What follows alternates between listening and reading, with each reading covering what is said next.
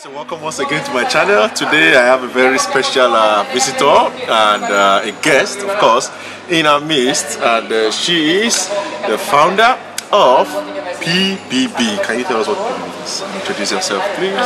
Guys, good evening. It's actually evening here. My name is Kimberly Fombang and I'm the founder of Passports Beyond Borders. Wow. It's actually a platform I created with the primary purpose of changing the narrative of Africans in Malaysia. And tonight we just had a spectacular event, a very wonderful event. It featured people from across all walks of life who are doing incredibly well in Malaysia. Okay, that's great. So can you tell us what inspired you to actually start up this firm? Would I call it a firm or what do you call it? Okay, firm. Okay. Soon we're going to be yeah. So PBB was inspired by a couple of events, circumstances which pushed me, to start. And the primary thing was because I always thought that Africans in Malaysia were like really bad people and very fraudulent and all of that. But when I came, it was the reverse. So I was like, okay.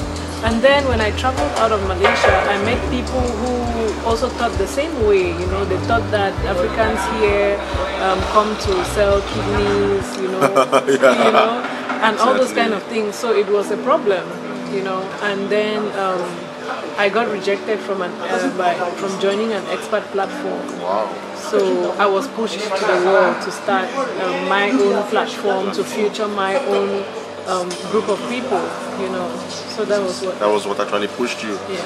Wow, that's great. So basically, a downfall took you to the top. Yes. That's great. Okay, so for how long now have you been running Passports Beyond Borders? We launched in September 2018, so we're barely 1 year. Barely 1 year. Yes. Wow. And we have heard, at least from my own reviews, because guys, she has a channel. Please go to the channel. I'm going to put the description box below, the description link below. Make sure you go there, subscribe and follow her, okay? And also I'm going to put the blog link. So go there, you're going to see wonderful stories, Go there and support her.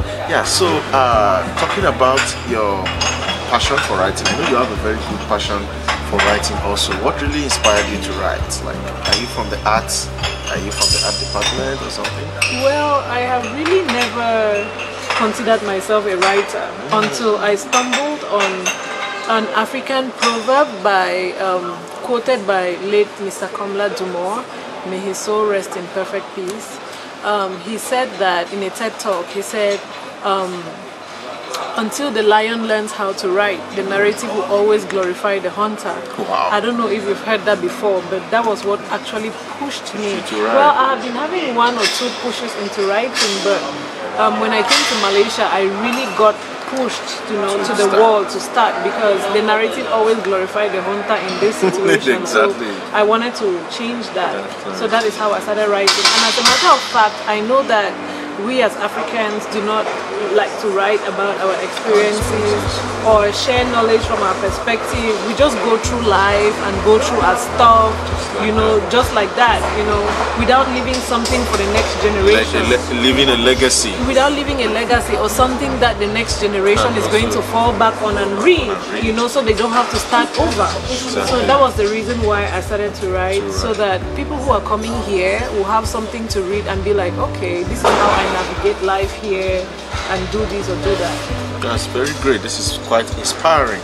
So I would like to know, as a woman, because many people say, okay, basically these things are for guys, a lot of hard work and all that. And I've seen that you have really done a lot of hard work, especially in this building the Passports Beyond Borders. Yeah. So I'd like to know, how do you cope? I mean, how do you manage your family and other works with your because blogging takes time, guys. Yeah, blogging really takes time, and I would say it's been so much hard work. This whole year, I would say sleep has not been my friend, because as a family woman, you have to do what you're supposed to do, and I can only work at night, or I just try to find a way around it.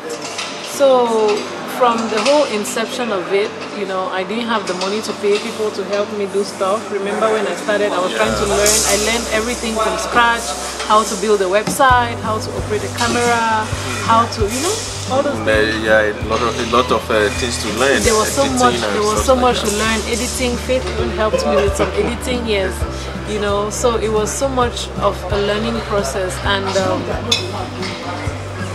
you just have to balance it as a family woman. You just have to find a way. If you're really passionate about it, because I always say that there's something that will cause you not to have sleep, and whatever thing that thing is, you know, you do never sideline that thing. You know, do everything to achieve what actually is causing you not to have sleep. So that was it for me. So this particular issue, I had to deal with myself down. I had to keep going. All the rejections, I had to keep going.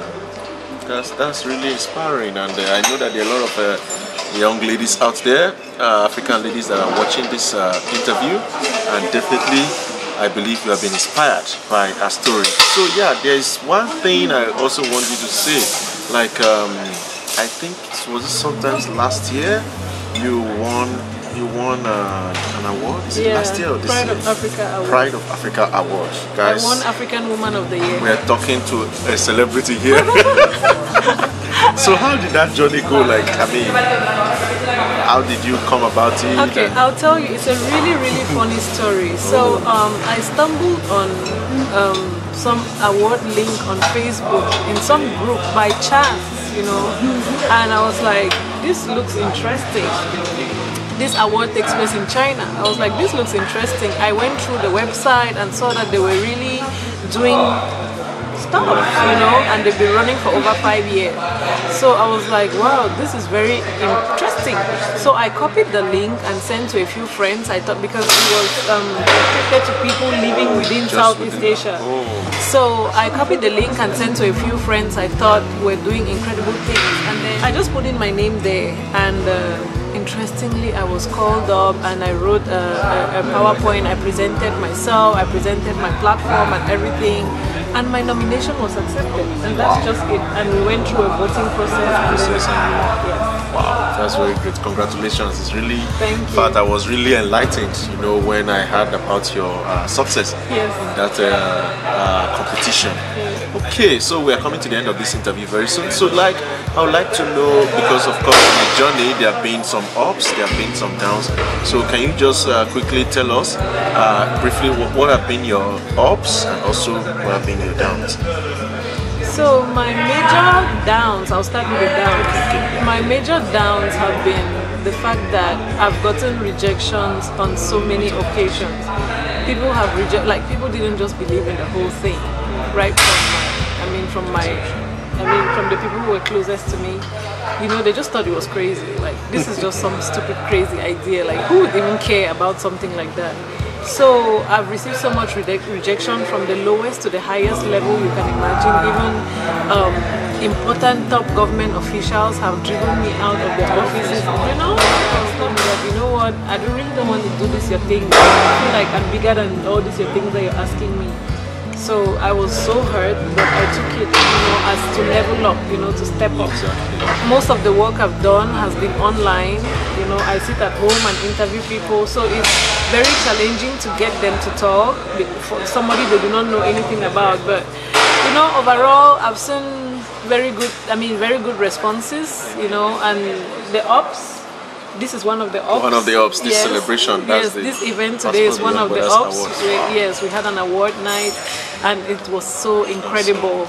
And I won African Woman of the Year. That's another up. You know, having to have my family to see that my vision was actually valid. That's another up.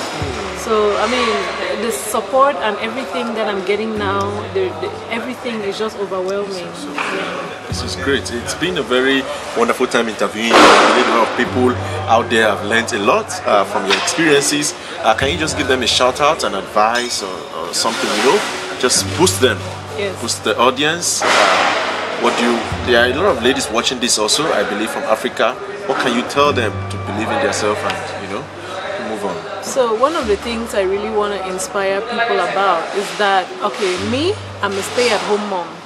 You know what that means? I'm a full-time housewife. I had to resign from my job to take care of the family, you know. So do not ever feel that being at home is a step down or makes you any less worthy. You get the point?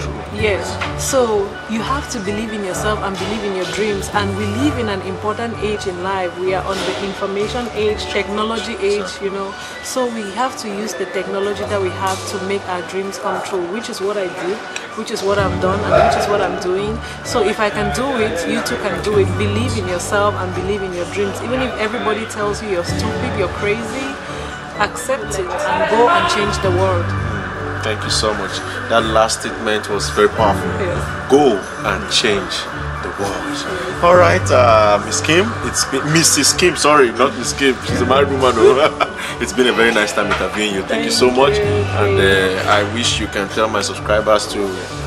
I mean, those that have not subscribed, because many of them are there, they have not subscribed. So if you haven't subscribed to this channel, you're really wasting time. What are you waiting for?